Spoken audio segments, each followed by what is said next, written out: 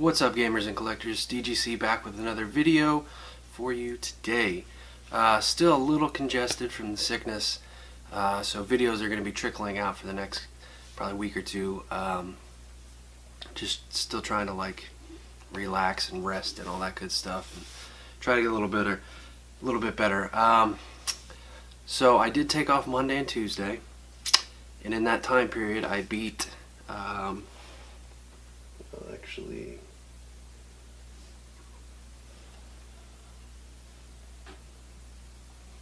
of course I wouldn't be able to find it when I need it. Here it is. Wolfenstein 2. Amazing game. I got this around, I guess around the time it came out, so it was like late October, early November. I think I got this right before I got the Xbox One X, because this is Xbox One X enhanced. And it looks beautiful. It's an amazing game. About halfway through the game, there's a really major plot twist that I just did not see coming, and it really is a must play. It really is. However, I would play them in order. So you've got, how did the order go?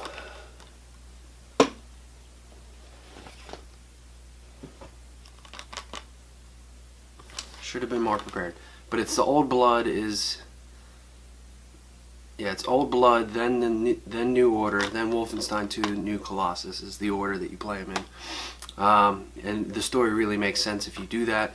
You'll learn the characters, all that good stuff.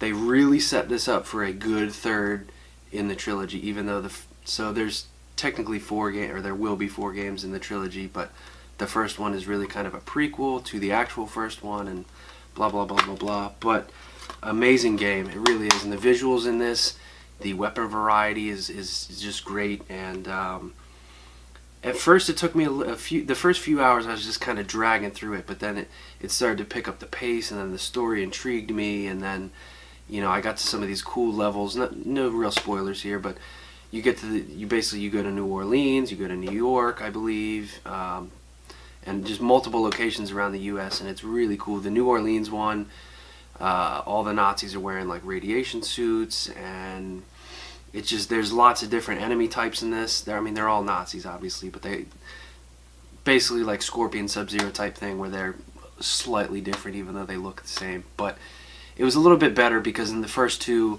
I felt like it was a little repetitive with the same enemy over and over and over and over again, just a different location. But with this one, it's different locations. They at least have different skins on and costumes and different weapons. There's a lot of different weapons in this one too. They added a lot of heavy weapons to it, so definitely recommend this. And it's way up there, but Super Mario Odyssey. I was pretty much done most of the game. I did finally defeat the final Bowser fight. To say a little other piece about Mario Odyssey, I did really enjoy it, but it's, I don't know, maybe I'm just Mario'd out, but it just wasn't anything to write home about to me. It just wasn't anything special. It really wasn't. It's good. It looks beautiful. You know, I wouldn't sit there and say that you need to go buy a Switch to play it. I really wouldn't. Like, I have about 180 of the moons, and I have no real desire, at least right now, to go back and play it again, or go back and get more moons, or, you know. But with every other Mario, I pretty much always immediately go back and replay it. But this one just, I don't know, it just, I guess I'm still just salty about the Wii U dying out. That has to be what it is. The Wii U died too prematurely for me. It really did.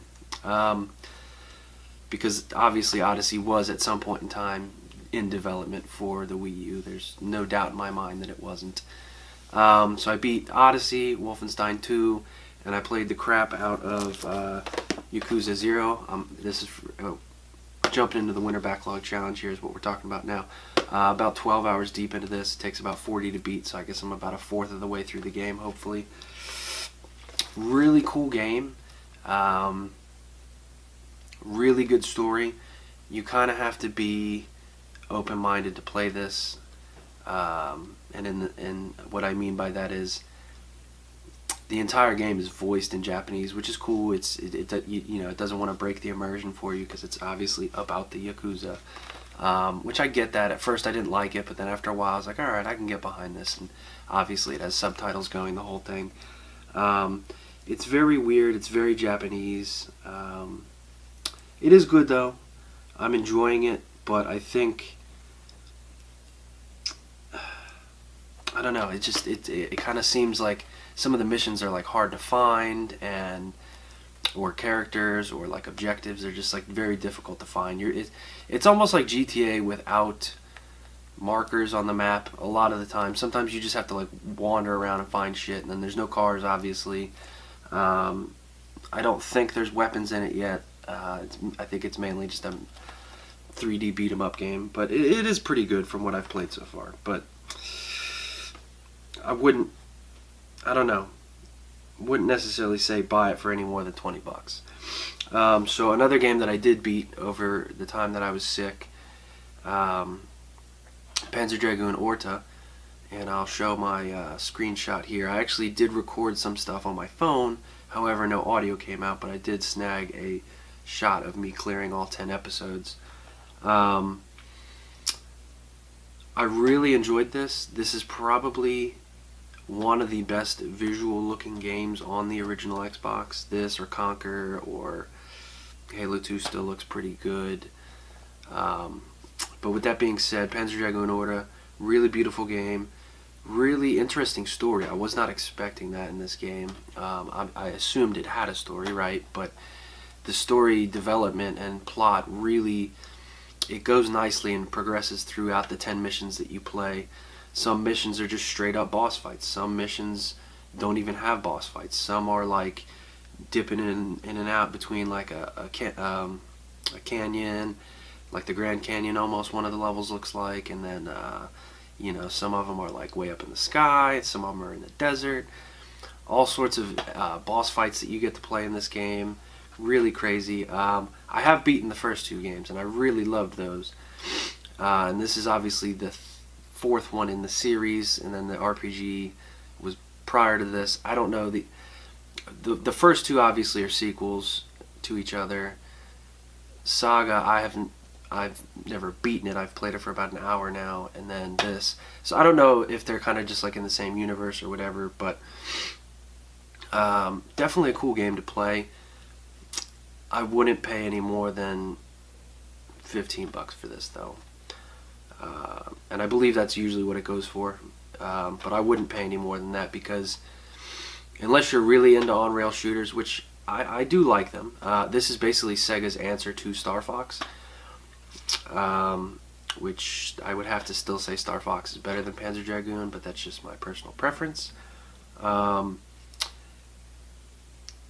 Level or episode 7, or no, 8, 9, and 10, not 7, just 8, 9, and 10 are insanely difficult on this game. They really are.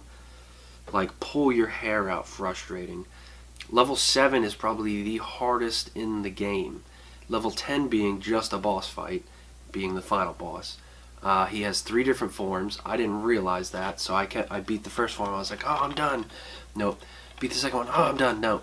And then you get to the third one. Then the third one is insanely easy, with some annoyances that he does. But after you learn the patterns and the way that I like played through the 10 levels, I started out at a B rank, and it was an easy level. Then the second and third levels got a little bit harder, and then by the 4, 5, 6, and 7, I was like mastering the controls, so to speak. And then 7, 8, 9, or 8, 9, and 10, like just really amped up the difficulty. And I played it on easy, and it was still insanely difficult. So the controls are a little clunky in this game, I'll have to say that. The controls haven't aged well with this game. So you hit the X button to like zoom around, and then you hit the B button to zoom backwards around your enemies, because it is an on-rail shooter. And then you have to aim with the control stick if you want to zoom around, and it just doesn't work very well. It's not very intuitive. They don't explain it in the game. You pretty much have to figure that out on your own. And it is a good game. If I were to like give this a review score out of like 1 to 10, I'd say it's probably like a 6.8 to like a 7.5. It's definitely good, worth playing, but I wouldn't necessarily run out and buy this if I were you. Gotta be honest. Beautiful game, but just, yeah. Alright, so here's another one. I'm, I guess, about 5 levels deep into this. I don't know how many levels are in this. This Gun Valkyrie Winter Backlog Challenge. Cool game. Again, this was at an era where we had just jumped from premature 3D games into like modern 3D games, so control schemes hadn't really been universalized, I guess you could say. The controls in this game are absolutely horrific. They don't work. This is a hard game to play.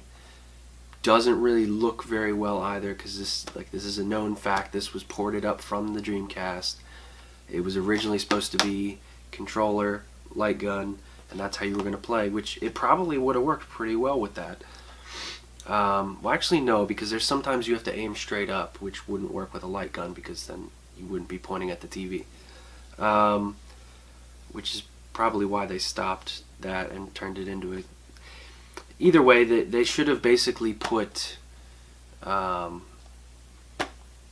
mean, I hate to say it, but basically should have just put Call of Duty controls in this. I mean, this came out before Call of Duty was big, so that's not something they could have done, but... It's a good game. Again, I would say no more than 10 or 15 bucks if you want to buy this. This is exclusive to the Xbox. Same with Panzer Dragoon. They've never been on anything else. And once you beat this, you actually unlock the first one, and it doesn't really play well on the Xbox controller, in my opinion. However, here's something out there that I want to throw out there about that. I played the first 2 levels on the original on the Xbox. Apparently Saturn emulation is very difficult. I'm not by any means into any of that stuff, but I do build PCs and I know a little bit about operating systems and, you know, some of that stuff. I've fiddled around with a wide variety of things in the gaming landscape, you could say. But the Xbox runs on PC hardware. I don't know how it could be done, but they're clearly emulating Panzer Dragoon original on the Xbox flawlessly, upscaled to 480p. I don't know if that can somehow be like sucked out of the game and make like a PC emulator for this so that people can actually just play Saturn games on the PC. I don't know if that's like a thing that could be done, but I don't know. I mean, maybe most people aren't even aware that this has the original Saturn version running flawlessly on the Xbox, and it's beautiful too. It really is. So the last 2 games that I haven't even gotten to yet is Shining Force 3 and Jet Set Radio Future. I'm actually kind of not looking forward to playing this, and not in a bad way. I actually really like the series. It's just I'm not good at it. So I've always wanted to beat it, but to me it is a difficult game, but I am going to try to get through it. And the final game being Shining Force 3, I'm going to play this one last because I spent a lot of money on this, and I spent a long time trying to find a nice minty copy with the foam and a scratchless disc, and it's, you know, it's in amazing shape. It really is. And so I want to really enjoy this and play that last. But so that's kind of like my update on my games and what I've been doing. Been sick, beat a bunch of games: Odyssey, Wolfenstein, Orda, halfway through Valkyrie, 12 hours deep into Yakuza 0. I actually just started playing Uncharted Lost Legacy as well. Pretty good. I probably seem like a complaining gamer now, but a big fan of the Uncharted series. 1, 2, 3, 4, amazing. Some of the best experiences on PlayStations you're ever going to get. Lost Legacy is different in the sense that it's basically a giant hub map, and there's 3 towers that you have to go to, basically 3 tombs, and you can pick the order you go in, and that's cool and all, but I don't know, maybe it's just because you're not Nathan Drake. It's just something about it's kind of rubbing me wrong. I mean, Chloe's cool, Nadine's cool. I don't know. I need to, you know, beat it and then put my final thoughts on that. I'm enjoying it, but it's not. You're not Nathan Drake, so it's not as good to me. That's probably what it is. But So that's pretty much what I've been playing. I did finally beat that boss fight on Xenoblade 2, and now I'm stuck on another boss fight, so 65 hours deep into it. Throwback Gaming, he just beat it a month or two ago, he had said in his latest video.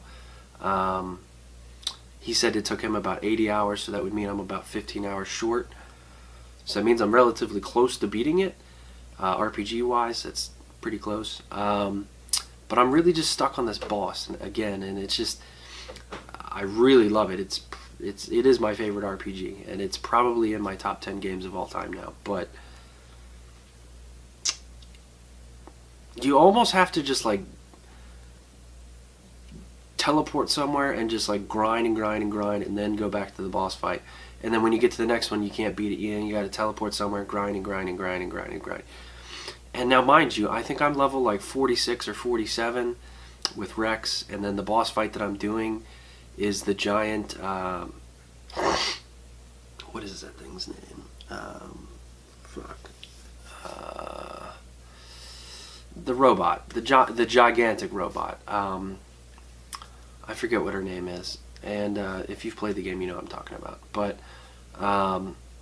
I'm just really stuck on it, and it's just kind of annoying, because like I think the robot's either level 38 or 40, and you only get to go into this fight with two characters, being Rex and then whoever you want to bring, and then you pretty much have to bring Nia because she's the only healer you get in the game. And there are a few flaws with the game, but overall I'd still say it's a really good game, and I am going to finish it at some point. But so that's kind of just like stuck on that. I'm not really feeling it at the moment, but I am going to beat it at some point. But so these are just kind of some updates on that. And then so for the Winter Backlog Challenge, if you haven't entered by now, you're too late. All the people that entered in: Catman, Tylord Stevenson, Oso Jiggly, Mr. Venegas, Cybernetic Slayer entered. Hopefully I'm not forgetting anybody. I don't think it was too many other people. I asked a bunch of people to join. This is probably the last backlog challenge I'm going to do for a little while. It might be just something I do once a year from now on. Definitely going to take off for spring. Luckily, oh yeah, and obviously my modder entered the challenge because he donated the prize. However, the prize doesn't go to him if he wins. More than likely, I'm not going to win the challenge. I just kind of did that to edge people along into actually beating their games and playing them. The whole reason I do the backlog challenge mainly is because it's good for the community, because like, you know, people are putting videos out about me, and then obviously I'm putting out videos about other people, and it's just good for the community in that sense. And then also, you know, all of us are actually playing our backlog, so that's really, it's good, because you know there's games everywhere down here. And you know, I would say that I've beat at least 60 to 65% of the games that I have. I really have. But that's not really a good number. That's not where I want to be at. At one point in time, when I was a way smaller collection, I was at like 95% games completed. And the ones I didn't complete were just games that were balls hard and I couldn't do it. But I still liked them. Everything that's in my collection is a game that I actually like. I don't have a bunch of filler shit in my collection. I don't just buy shit just to buy it. I buy the games that I have because I want to have them. Because at some point in time, I do want to go back and play them or beat them or just enjoy them, or, you know, like, I don't know. That's where I keep all my big box stuff, games, collector's editions and stuff. And I'm just looking up there, like, got Death Smiles up there, amazing game. You know, Mario Party 7, 6, Odama. I got a couple PC games up there, a lot of PS4 stuff, Vita stuff, 3DS stuff. There's some Dreamcast stuff up there, and Wii U, Switch limited editions. Just, I don't know. I mean, like, all the stuff that I have, I do intend on beating it. And like the whole backlog challenge thing for me was to actually play some of these things that I intended on beating, and pushing myself to actually beating them. And I'm hopefully pushing you guys to beat some of your stuff as well. Oh, Pillar of Conflict totally entered into the contest too. He was the first winner. So I want to say there was about 8 people that entered. Last time during the fall one, I did like a nice big thing, and I put pictures of all the games that people did. I don't really feel like doing that this time, guys. I don't know. I'm still just not feeling well, and I do want to get a video out here and there, but you know, this is kind of just like a long ranty video and just talking because I haven't made a video in what feels like a while, even though it's only been a week. But so I have a lot of Wii U pickups, but some of them are at my parents' house because they somehow Amazon sent them there. Some of them are at my P.O. box. They're just kind of not with me, and the next episode that I get out is going to be a package episode. I got a package from Limited Run. I got a package from my modder again. Package from Best Buy. Well, a few packages from Best Buy, a few from Amazon. A package from Microsoft itself, which was cool, and that was a free package too. So yeah, a lot of content planned for the future. I still want to get this Sega Saturn video out of my modded system. It is beautiful. I have used it a few times here, but since I've been sick, I've just been kind of wanting to get through this backlog stuff, and then some other games that I wanted to play. Like, so for my Xbox One X, I do want to do a dedicated video on that, my opinions about it. I still game on a 720p plasma panel, plasma TV. I got that in 2009 or 10, and it's really old at this point. It gets very hot, which is nice in the wintertime, bad in the summertime. But so with a plasma, it's almost like getting a PVM HD TV wise, because plasma is basically going to get you the best picture. I wish I had a 1080p plasma, so it would be just a teeny bit better, but a 720p plasma is still good enough for me at this moment in time. I do want to jump in and get a 4K OLED TV. However, what I'm waiting on, and what I recommend most of you wait on as well, right now they're currently using HDMI 2.0 spec, which only runs with the ability to run up to 60 Hertz through the pass-through of the HDMI. I would wait for HDMI 2.1 spec to be modernized into TVs, because you're just gonna have to trust me on this if you're not like a tech guy like me. It's just gonna make things a lot smoother and crisper when it's running at 120 Hertz that the HDMI 2.1 will offer. I don't expect to see that in TVs until about probably late 2018, if not into 2019. So if I were you, I would personally hold off on getting a 4K TV. With that being said, I've had my PS4 Pro. I think September 6th of 2017 is when Destiny 2 came out. I got the white one. So I've had that for, I don't know, 5-6 months now. I love the Pro. I definitely think you should get the Pro. I really do. It loads faster, or at least it seems like it does. Could be because I have an updated hard drive in it. You can stream in 1080p. It just, I don't know. It just seems like a premium console. It is better. It's quiet because the original PS4 is loud as shit.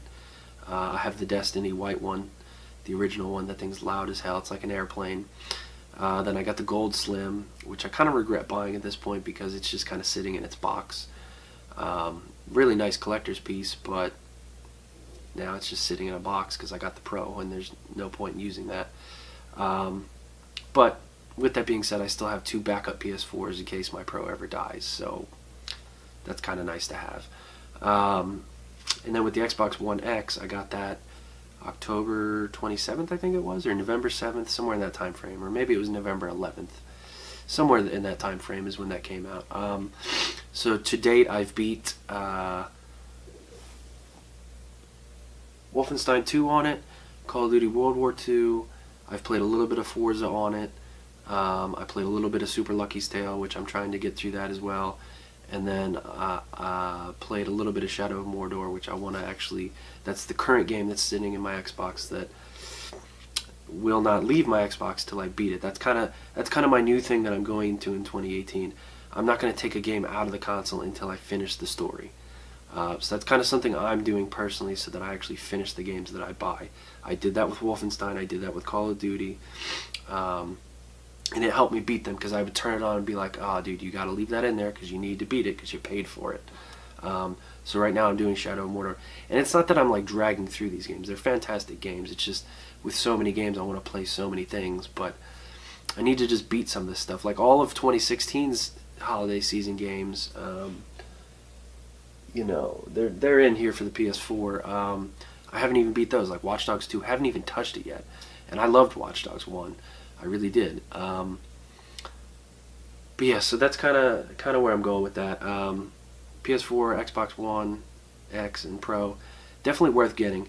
I don't think you should get a 4K TV yet, though. I think they're a little too expensive at the moment, and I think in about 2019 they will go down to roughly the $600 to $900 price tag, and I think that's the sweet spot for like a nice 50 to 65 inch TV that most people could get behind paying for that.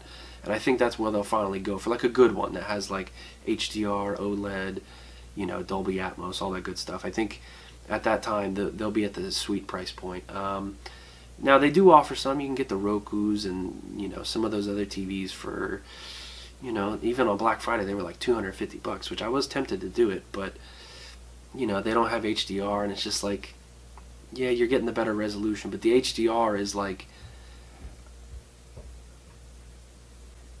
Alright guys, sorry, the video ended up cutting out, so this video is incredibly long, so peace out for now, till next time. Come here, you mother...